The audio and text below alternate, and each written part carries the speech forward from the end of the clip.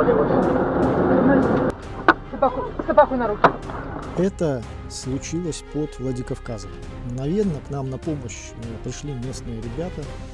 Кто-то начал поднимать УАЗик, кто-то регулировал поток машин. Справились минут за 20. Зажали колесо на 3 выживших шпильки. На самом деле там специфические болты, конечно. И таким образом добрались до города. Успели до закрытия магазина купить крепеж. И на ближайшем сервисе все заменили. Да, кстати, денег с нас не взяли. Сказали, что мы же не в Москве. Здесь друг другу все помогают. Как-то так. В этот день до Эльбруса мы, конечно, не добрались. Где-то между Владикавказом и Пятигорском, даже точно не знаем. Ночью сюда заехали. Было спокойно, тихо.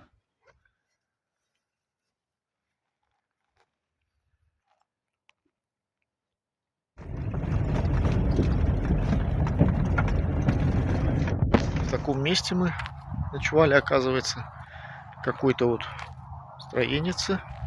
И что-то тут в честь старшего лейтенанта МЧС России. 1976 год погиб при исполнении служебного долга в событиях города Нальчики. Немного заблудились и к урочищу Джилысу поехали через Малку по горному грейдеру. Места здесь охраняемые, волк УАЗика не испугался.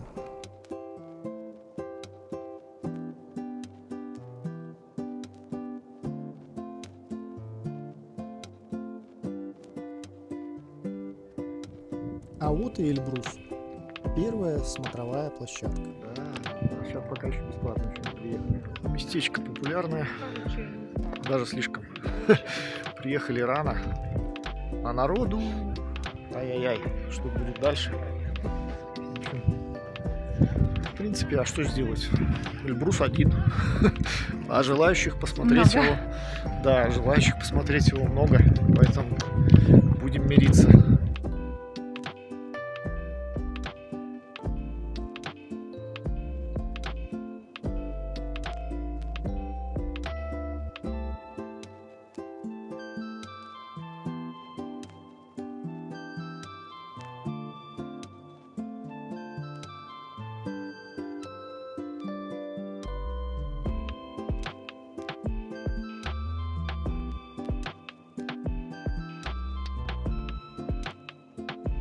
Двигаемся дальше.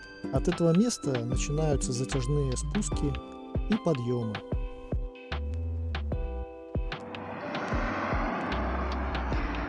Опять задымились. Надо было понижайку включать. Дорога к урочищу оправданно считается одной из самых красивых в РФ. Большая часть пути идет по высотам в районе 2000 метров и выше.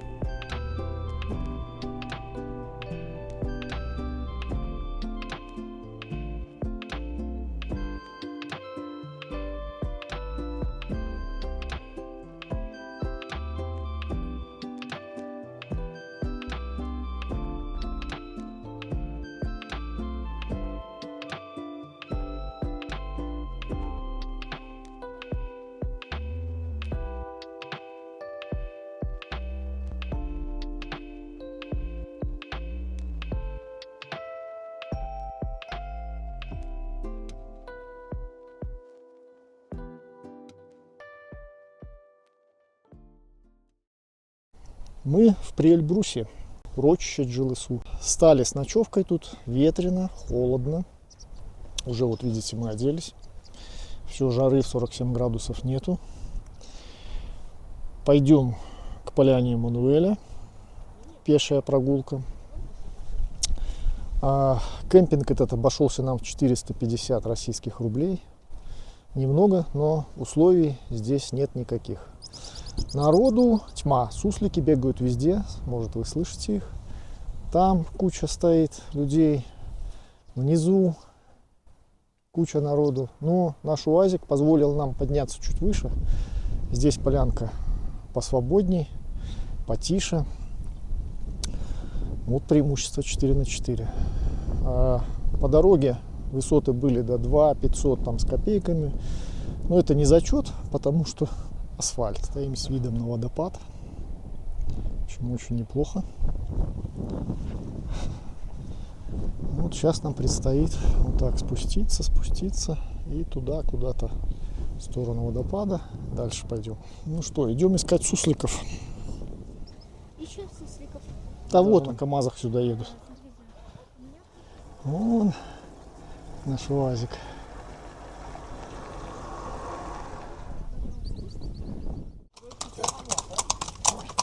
Вот строго по одному.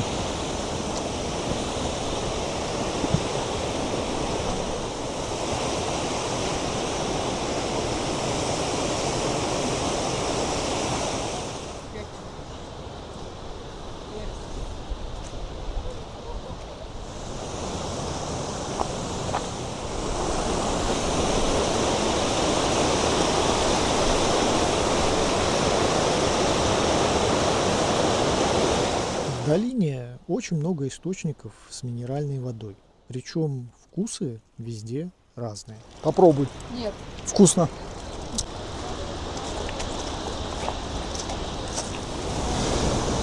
Это что за волкодав такой? Это смесь кота и собаки.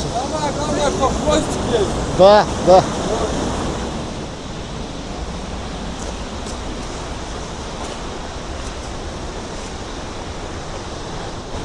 Водопад, по-моему, Султан называется. Красивый, мощный. И рядом минералка из-под земли течет.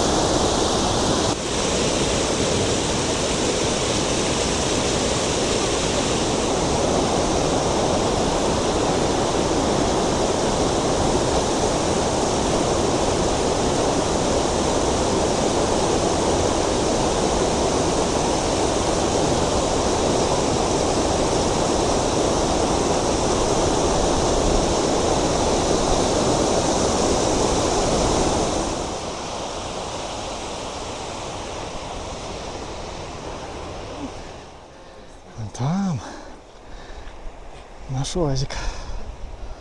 Где он? Вот он. Туристов, ну, очень много. Впрочем, как и сусликов.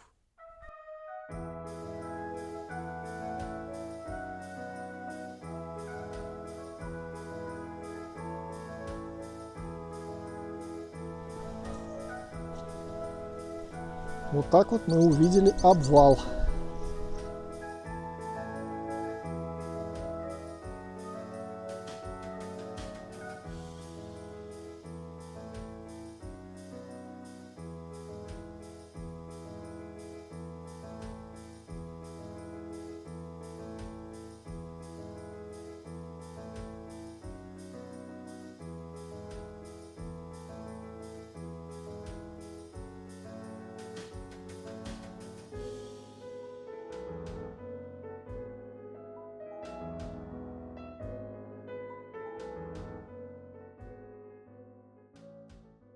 И что здесь у нас?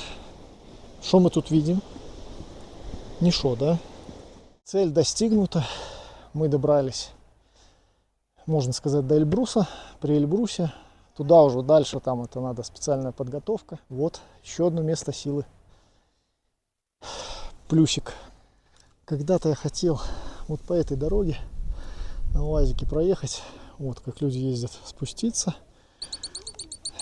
И туда, и там заночевать. Но сейчас я вижу, что, наверное, в одиночку не стоит тут это мероприятие устраивать. Тем более, тут у меня столько поломок было. Реально тут прохладненько стало. Хорошо, хоть дождя нет.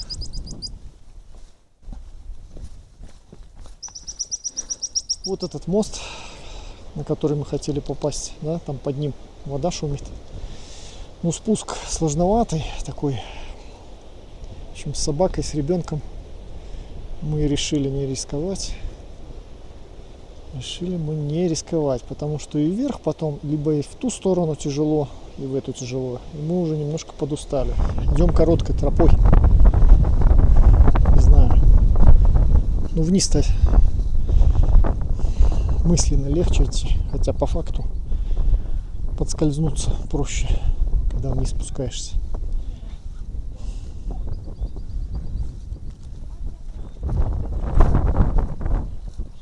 Смотрите здесь аккуратно. Ну, в принципе, тропа реально намного короче. Баранью какашку не стань.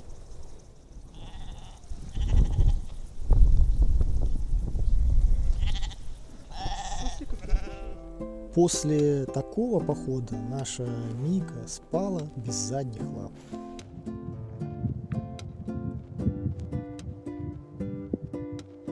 Самый высокогорный наш кемпинг.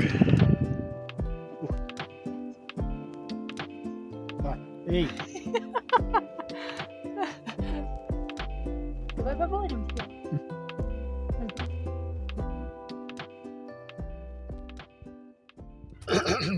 Так, друзья, второй сезон сериала «Жизнь города Джилысу». Мы наблюдаем странное явление. Разгул коров среди палат — это нападение. Чем это закончится, неизвестно. Мы решили, что это медцентр. Медцентр наблюдает за всем молча. А мы наблюдаем за медцентром. Прогноз погоды говорит, что будет +3. Жара. Жизнь города Джилысу. Серия 624. Водопад течет. Медцентр стоит. Коровы идут. Вот такой вид Эльбрус открыл нам утром. Розовые склоны — это достаточно редкое явление. Ночью было очень холодно. Я, конечно же, предусмотрительно не заправил автономку соляркой. Поэтому накрывались мы всем, чем могли. Спали все вчетвером в палатке. Было даже жарковато. Погода в целом здесь очень изменчива. В течение часа может быть солнечно и тепло. Потом резко холодает и идет дождь. И так весь день. Переночевав, рано утром мы выдвинулись в сторону дома.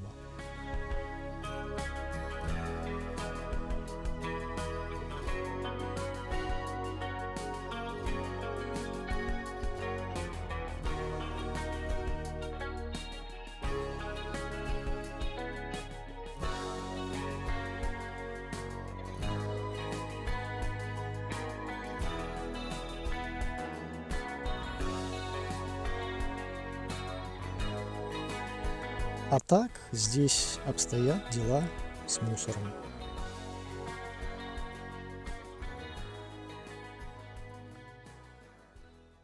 Друзья, обнаружился интересный нюанс.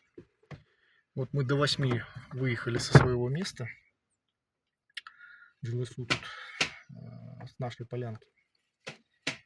Но оказывается, шлагбаумы открываются только в 8 часов. То есть мы подъехали к шлагбауму вот, и стоим, ждем 8 часов. Потому что он говорит, я могу вам открыть, но там второй шлагбаум.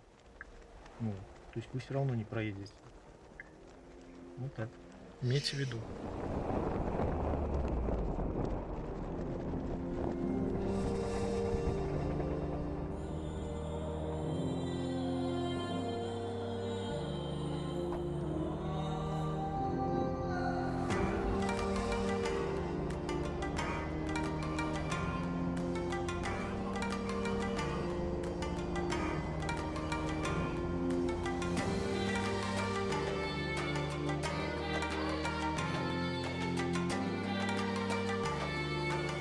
Тем не менее, несмотря на толпы туристов, мусор и прочие неудобства, Эльбрус прекрасен и точно стоит того, чтобы к нему вернуться еще не раз.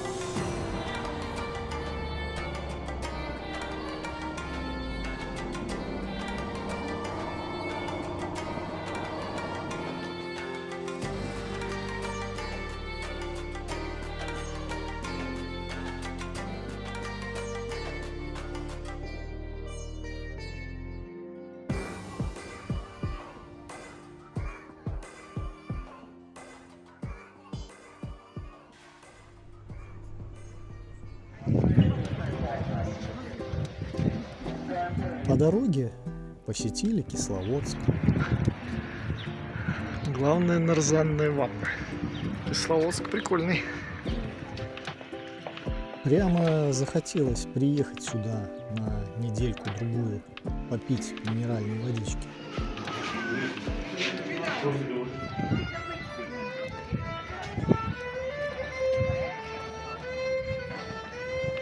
Вечером очередная ночевка.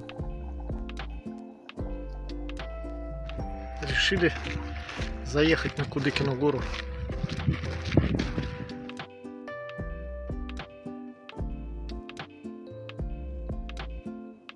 Всегда тяжело осознавать то, что путешествие заканчивается. Нужно как-то возвращаться в реальный мир. Но возвращение это будет уже с новыми знаниями, впечатлениями и опытом.